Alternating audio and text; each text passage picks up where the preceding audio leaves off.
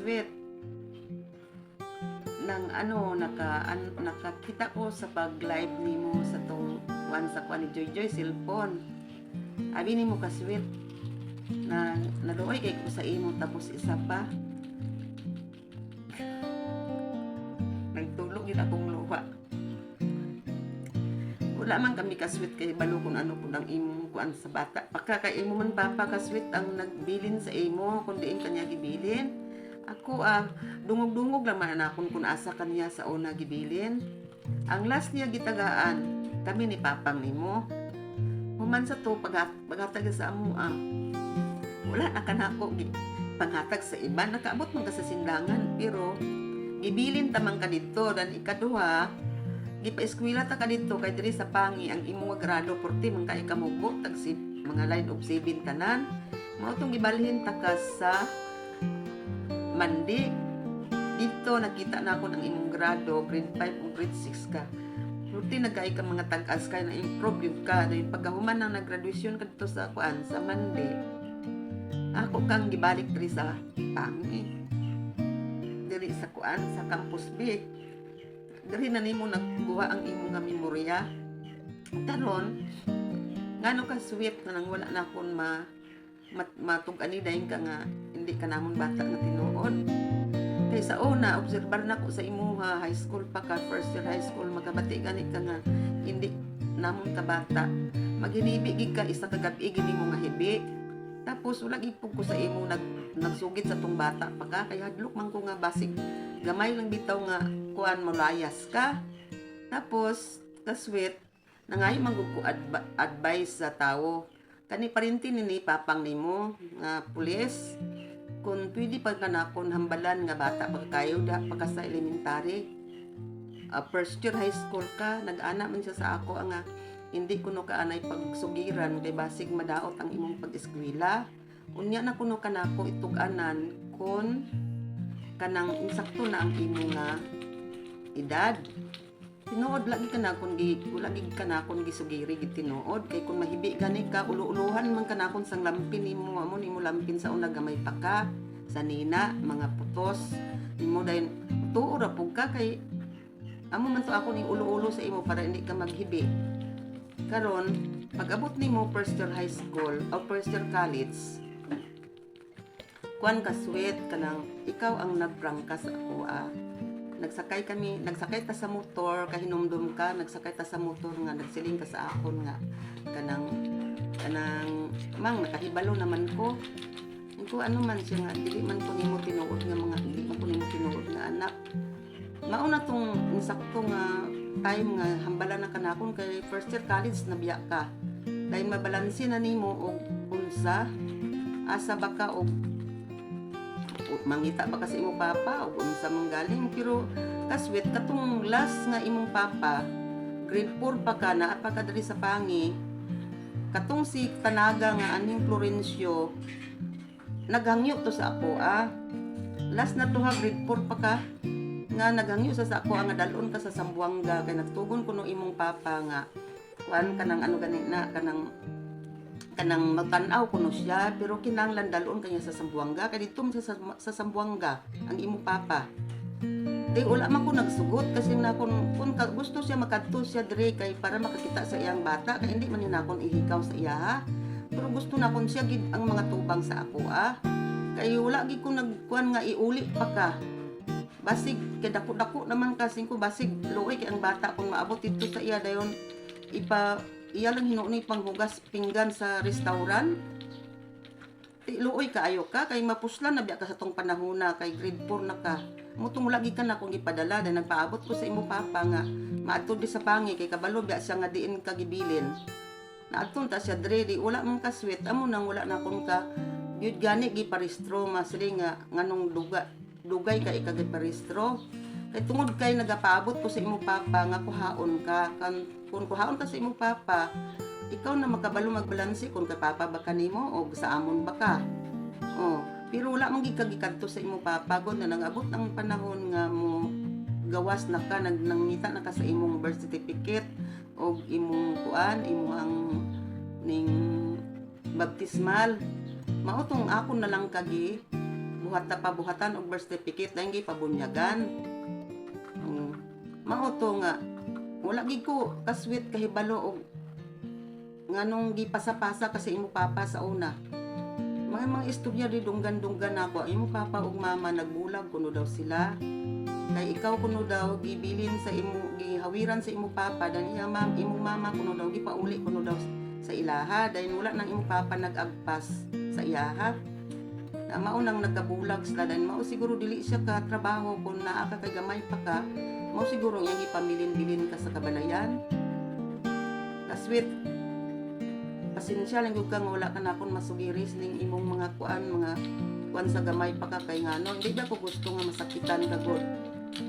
Alos pa lang gani hindi ko magisgot sa imong nga kaagi sa imong sa gamay pa ka kay para hindi bitaw mabalik ang imong panghuna-huna nga sa una sa gamay pa ka giana lang ka ngano man abandular ka kag wala gi ko kaswit ka kuan sa imong papa hasta karon wala gi ko kahibalo og asa ang imong papa ug mama kay nakahilumdum ka nga dito sa Makilas nakakadto ko nangita ko sang impormasyon wala basta kay ang imo nga papa kwanto ni Ronjo ning kanang timbang ni Ronjo sa pag kuan og baboy kay komprador man to baboy si Ronjo dayon kay namatay man pagkamatay na imo papa wala na mahibali og diin siya kuan kay ang diin siya nakadto dayon ang mga anak niya wala man pug kabalugod kay simpre atong iyang mga anak sa to mga estudyante pa baya kay gulang-gulang na biya to si Ronjo karon na adto ko dito sa ilang imong kuan ni Ronjo mga anak wala gid sila kahibalo og asa imong papa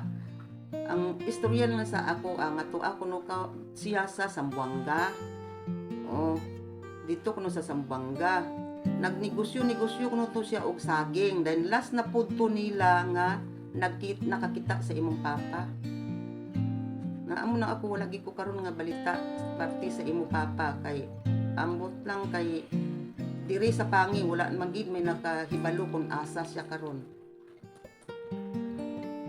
pero kaswit kung magkuan nang nimo imo papa dili man ko makuan nga kuan kami kanang ning hindi nimo kuanon imo papa ako kun sa ako kaswit ning sakit pud siguro sa ako ayong dapit nga ang gusto ko magtan-aw sa akong ginikanan nga tinuon akong ginikanan taguon kung nakahibalo lang ko sa imo papa yakon gid ka sugid galing hindi ko kaswit na ay tambag sa ko nga dili ko magpaasi-asi og papangilala sa mga kuan kay basig kahibalos lang nga naa kas diha ila hinuon kami ilad-iladon amo nang pasensya gid kay kaswit ako nagpasalamat di ko kayo sa imo kaswit nga daw kuan gid ka sa amo aba ning ano na ning daw pure gid kami nimo nga ginikanan salamat kay sa tanan kaswit sa imong kaayo sa amoa ang imong pagpalangga sa amoa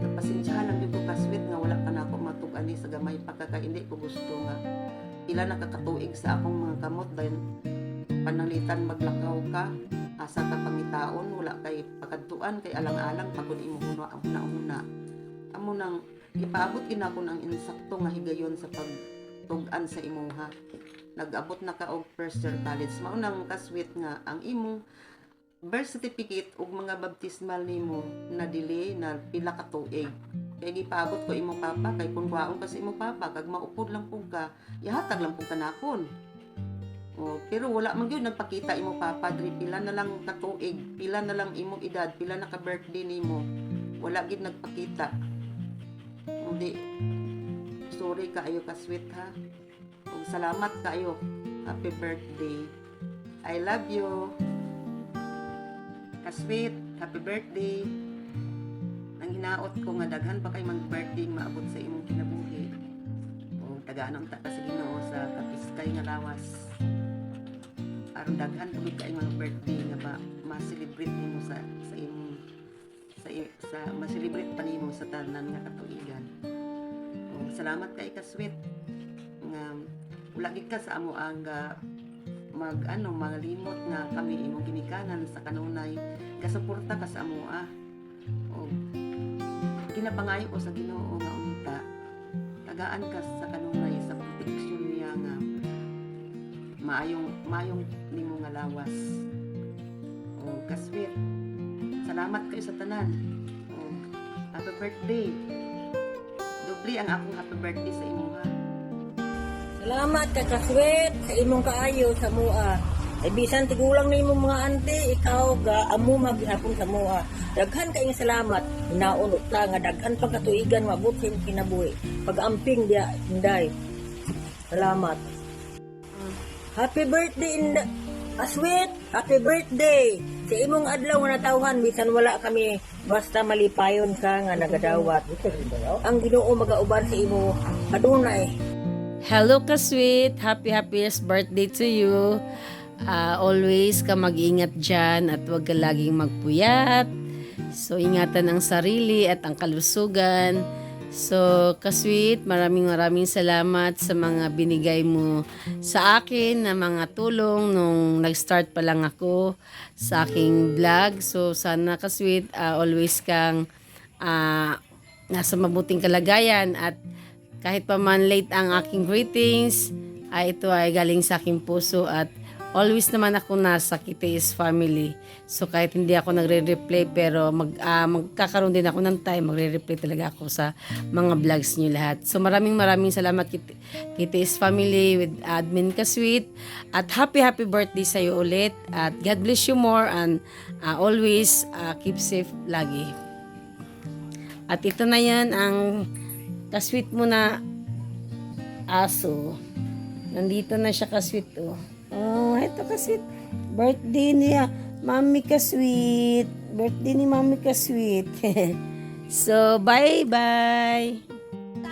Hi, Tita Kasweet. Happy birthday day ay Tita, no? So, I wish you all the very best in life, good health, and more blessings to come. Hinaw, Tita, makaulit na po ka balik. Once again, happy birthday. Happy birthday, Tita Kasweet. Lola Kasweet. Thank you. Happy birthday, Mama Nina. Jetzt bist du dran. Schlagen! Nein. Sabay sa tayo hoy. Ano pa birthday si Leon?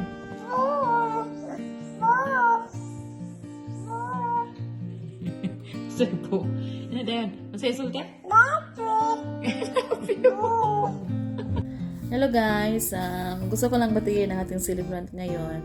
Napaka-special niya at nag-iisang best friend ko na walang iba kundi si Sisi Almi. Sisi, happy birthday sa iyo. Good health lagi and ito lagi kong sinasabi na kahit magkalayo tayo Sisi, minsanan lang yung pag-update natin sa isa't isa. Importante hindi tayo nagkakalimutan. Basta mag-iingat ka palagi and salamat sa friendship natin. 17 years na tayo ngayon.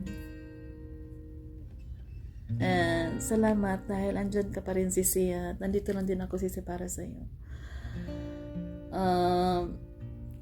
Alam ko napakabait mo sobra, napakamatulungin mo. Ipagpatuloy mo lang yan Sisi. Sana walang magbago and